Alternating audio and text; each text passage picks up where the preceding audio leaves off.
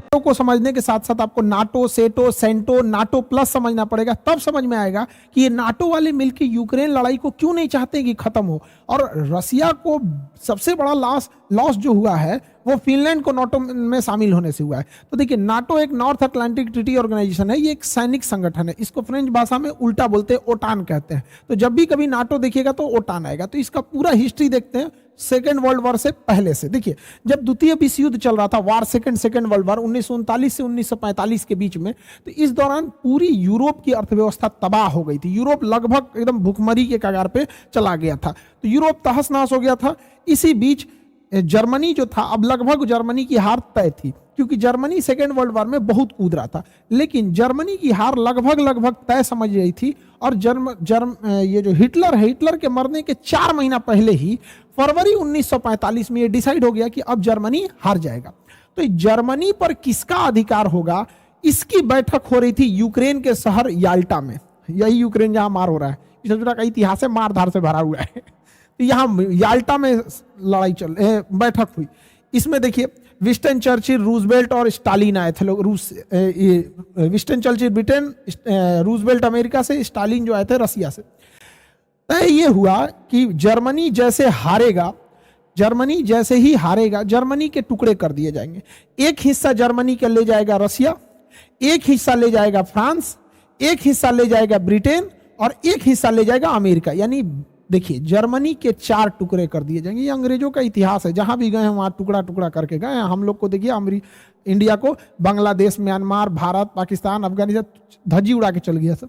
तो ये Yalta pact में हो गया। इसके 4 महीने बाद फाइनली हिटलर हार गया और जर्मनी के जैसे हुआ टुकड़े वैसे तोड़ दिए गए जर्मनी को। इसी में, इस याल्टा समिट में यह भी बात कही गई थी कि रसिया जो था उसका कहना था कि जापान जब हारेगा तो मेरी कुछ जमीनें जापान के पास है। तो याल्टा समझौता में कहा गया ठीक है कि जो जापान का क्यूराइल द्वीप है, जापान जो है रसिया को हरा दिया था 1904 में। 1904-1905 की लड़ाई में ना जापान जो है रसिया को हरा दिया था। तो ये क्यूराइल द्वीप न हुआ क्या कि रसिया जब सेकेंड वर्ल्ड वॉर खत्म होगा, जापान पे परमाणु बम गिरा दिया गया, तो डिसाइड किया गया कि यहां पर यह क्यूराइल द्वीप रसिया ले लेगा। तो रसिया ले लिया। रसिया से याल्टा समझौता में कहा गया था कि आप इस साइड में यूरोप में कम्युनिस्ट को बढ़ावा नहीं देंगे। कम्युनिस्ट एक ऐसा शासन प्रणाली है जिसमें चुनाव नहीं होता है, बल्कि पार्टी डिसाइड कर देती है। जैसे चाइना में चुनाव नहीं होता है। तो ये बड़ा उटपटांग व्यवस्था है, यूरोप वाले इसमें एडजस्ट नहीं हो पाते हैं। तो उनका कहना था कि रसिया इस साइड में कम्युनिस्ट को बढ़ावा नहीं देगा। तो रसिया कहा हम इस साइड में कम्युनिस्ट को बढ़ावा नहीं देंगे, इधर से ले लिया क्यूराइल द्वीप। आज भी जापान और रसिया के बीच में क्यूराइल द्वीप को लेकर विवाद है। लेकिन धीरे धीरे रसिया इस साइड में कम्युनिस्ट को बढ़ाना चालू कर दिया, कम्युनिस्ट देशों को बढ़ावा देना चालू कर दिया। इसका संदेह हो गया उस समय के तत्कालीन जो अमेरिका के राष्ट्रपति थे 1945 में, यहाँ पे ट्रूमैन को आभास हो गया कि इस साइड में ठीक है, रसिया उधर चला गया, रसिया भी कम्युनिस्ट है, ये आपका चाइना भी है, उत्तरी कोरिया भी तानाशाह है, कम्युनिस्ट के बराबर ही होते हैं। तो उन्होंने देखा कि रसिया को इस साइड में रोकना बहुत ज्यादा जरूरी है। लेकिन रसिया अपना एग्रेशन करते ही जा रहा था। इसी बीच में फरवरी 1948 में रसिया जो था उस समय सोवियत संघ था।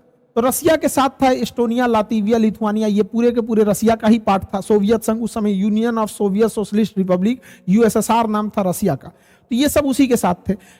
ये आपका बेलारूस, यूक्रेन, मोल्डोवा, ये भी रसिया के साथ ही थे, उसका पार्ट था।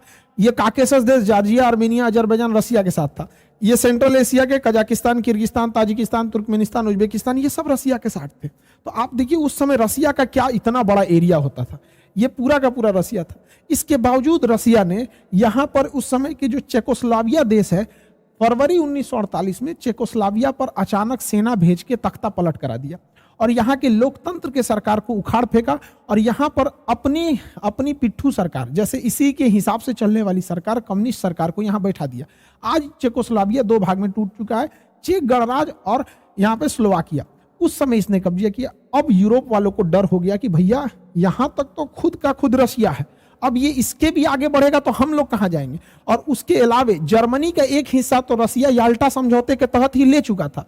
अब इसके बाद अमेरिका वालों का नींद खुला कि भैया इनको कैसे रोका जाए।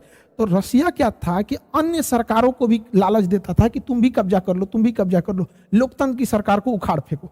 इसी बीच अमेरिका को खबर लगी कि रसिया का अगला टारगेट है तुर्की, तुर्की पे कैसे भी कम्युनिस्ट सरकार को लगाना। तो ट्रूमैन जो वहां के राष्ट्रपति थे, उन्हें मार्शल प्लान लगाया। देखिए, मार्शल लॉ अलग है, मार्शल प्लान अलग है। इन्होंने मार्शल प्लान लाया अप्रैल 1948 में।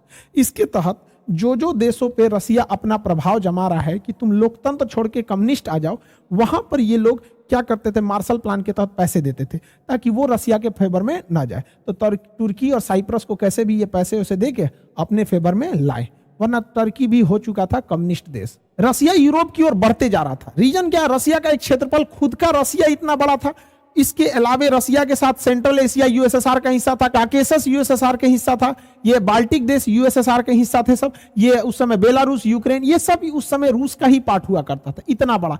इसके अलावे अब रसिया एंट्री करना चालू किया।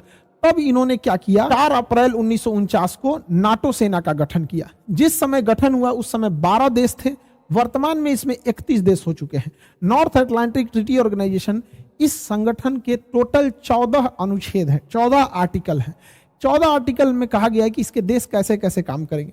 इसका 5वां आर्टिकल सबसे खतरनाक है कि इन वर्तमान में जो 31 देश हैं, अगर इस 31 देश में कोई बाहरी देश 31 आपस में मार करे तो कोई दिक्कत